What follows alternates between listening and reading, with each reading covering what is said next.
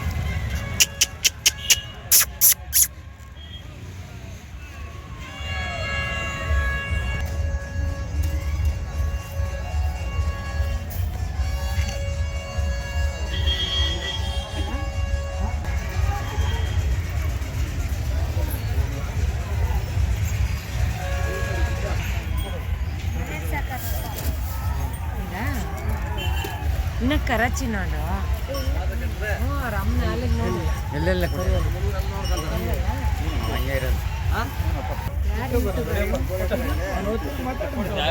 ಮಾಡ್ಕೊಂಡಿದ್ಯಲ್ಲಪ್ಪ ಯೂಟ್ಯೂಬ್ನ ಏನು ಅವರೇ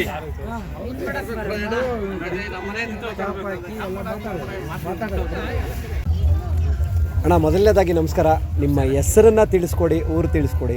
ನನ್ನ ಹೆಸರು ವೆಂಕಟೇಶ್ ಗೌಡ ಅಂತ. ಓಕೆ. ಕ್ಷೇತ್ರನಲ್ಲಿ ಟೇಕಲ್ ಹೋಬಳಿ, ಮಾಲೂರು ತಾಲೂಕು, ಕೋಲಾರ ಜಿಲ್ಲೆ. ಕೋಲಾರ ಜಿಲ್ಲೆ. ಅಣ್ಣ ಈ ಮೊದಲಿಗೆ ಆಲ್ರೆಡಿ ನಾವೊಂದು ವಿಡಿಯೋ ಕೂಡ ನಿಮ್ಮದನ್ನು ಮಾಡಿದ್ವಿ. ಅವತ್ತಿಗೂ ಇವತ್ತು ಜಾತ್ರೆಗೆ ಬಂದಿರತಕ್ಕಂಥ ಒಂದು ಖುಷಿಗೂ ಏನು ಅನ್ನಿಸ್ತು ಇವತ್ತು ಫೀಲು? ತುಂಬ ಚೆನ್ನಾಗಿ ಅನಿಸ್ತು, ತುಂಬ ಖುಷಿ ಆಯಿತು. ಓಕೆ. ಈ ಜಾತ್ರೆ ಆಗಿ ಒಂದು 10 ವರ್ಷದ ಹಿಂದೆ ಇಷ್ಟು ಜಾತ್ರೆ ವಿಜೃಂಭಣೆ ಆಗಿರೋದು ಜಾತ್ರೆ. ಓಕೆ. ಇವತ್ತು ಅಷ್ಟು ವಿಜೃಂಭಣೆಯಿಂದ ಜಾತ್ರೆ ಆಯಿತು. ಓಕೆ. ನಮ್ಮದು ಮೆರವಣಿಗೆನೂ ಅಷ್ಟು ವಿಜೃಂಭಣೆಯಿಂದ ಆಯಿತು. ಓಕೆ. ಭಾಳ ಖುಷಿ ಆಯಿತು, ತುಂಬ ಖುಷಿ ಅನ್ನಿಸ್ತು. ಅಣ್ಣ ರಾತ್ರಿ ಸ್ಟಾರ್ ಆದ ರೀತಿಗೂ ಇವತ್ತೊಂಥರ ಡಿಫ್ರೆಂಟ್ ಸ್ಟಾರ್ ಅನಿಸ್ಬಿಡ್ತು ನಮಗೆ. ನಾವು ಕಣ್ಣಲ್ಲಿ ನೋಡಿದ್ದಕ್ಕೆ ಅದರ ಒಂದು ಅರೇಂಜ್ಮೆಂಟ್ ಆಗ್ಬೋದು, ಜನಗಳ ಒಂದು ಕ್ರೌಡ್ ಆಗ್ಬೋದು, ಸೆಲ್ಫಿ ಆಗ್ಬೋದು, ಜನಗಳ ಅಷ್ಟು ಪ್ರೀತಿ ಮಾಡ್ತಾ ಇರೋದಾಗ್ಬೋದು, ನೀವು ತಂದಿರ್ತಕ್ಕಂಥ ಈ ಪುಟಾಣಿಗಳ ಬಗ್ಗೆ ಆಗ್ಬೋದು, ಏನು ಅನ್ನಿಸ್ತು? ತುಂಬ ಖುಷಿಯಾಗಿದೆ. ತುಂಬ ಖುಷಿಯಾಗಿದೆ. ಅಂದರೆ ಇದು ಇನ್ನೂ ದೊಡ್ಡ ಮಟ್ಟಕ್ಕೆ ಸಾಗಿಸುತ್ತಾ ಅಥವಾ ಇಷ್ಟನ್ನೇ ಲೆವೆಲ್ ಮೇಂಟನ್ನ?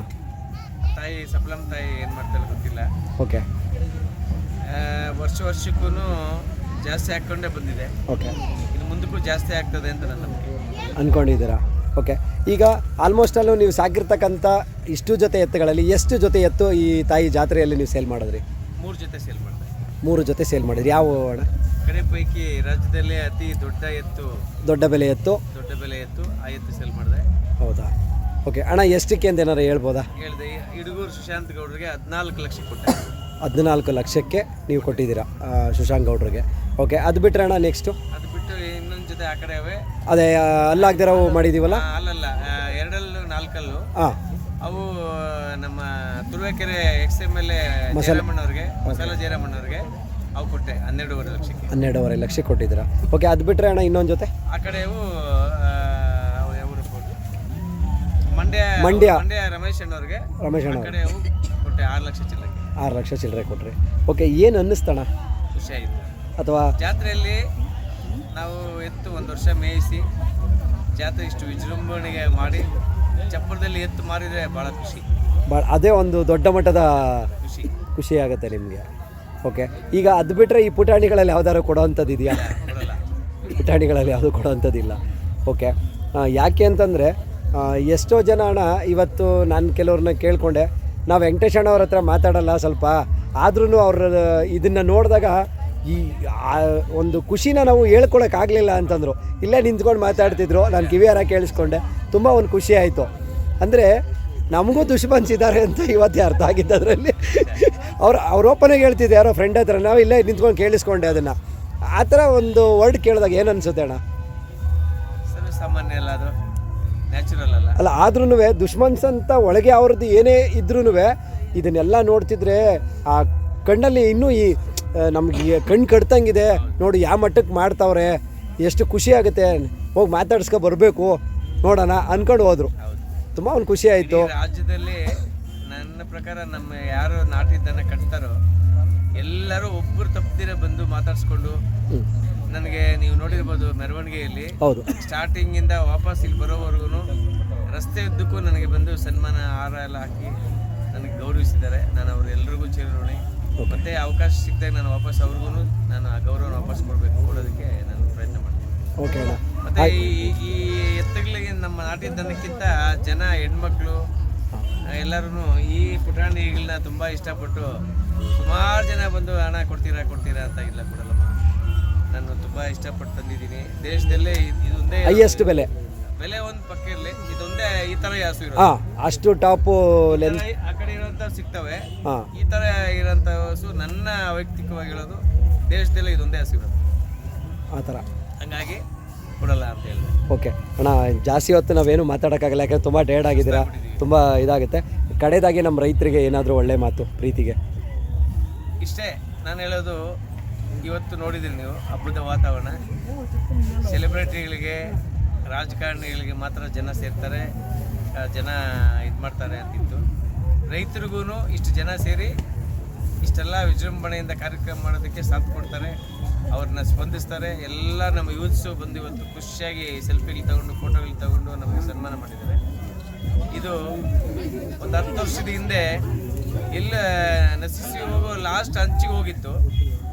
ಇವತ್ತು ನಿಮ್ಮ ಮೀಡಿಯಾ, ಪ್ರಿಂಟ್ ಮೀಡಿಯಾಗಿಂದ ನನ್ನ ಪ್ರಕಾರ ನಿಮಗೆ ಎಷ್ಟು ಧನ್ಯವಾದ ಹೇಳಿದ್ರು ಸಾಕು. ಯಾಕಂದರೆ ನಿಮ್ಮಂಥ ಯೂತ್ಸು ಇದನ್ನೆಲ್ಲ ನೀವು ಪ್ರಿಂಟ್ ಮೀಡಿಯಲ್ಲಿ ಯಾವಾಗ ತೋರಿಸ್ತೀರೋ, ನಮ್ಮ ಯೂತ್ಸು 20 ವರ್ಷ 10 ವರ್ಷ 15 ವರ್ಷ ಬಿಟ್ಟಿರೋಂಥವರು ವಾಪಸ್ ಬಂದು ನಮ್ಮ ತಾತ ಮಾಡ್ತಾಯಿದ್ರು, ನಮ್ಮ ತಂದೆ ಮಾಡ್ತಾಯಿದ್ರು, ನಾನು ಬಿಡೋದು ಬೇಡ, ಇದನ್ನು ಮುಂದುವರಿಸ್ಬೇಕು ಅಂತೇಳಿ ದನ ತೆಗೆದೋಕ್ಕೆ ಮುಂದಾಗ್ತಾ ಇದ್ದಾರೆ.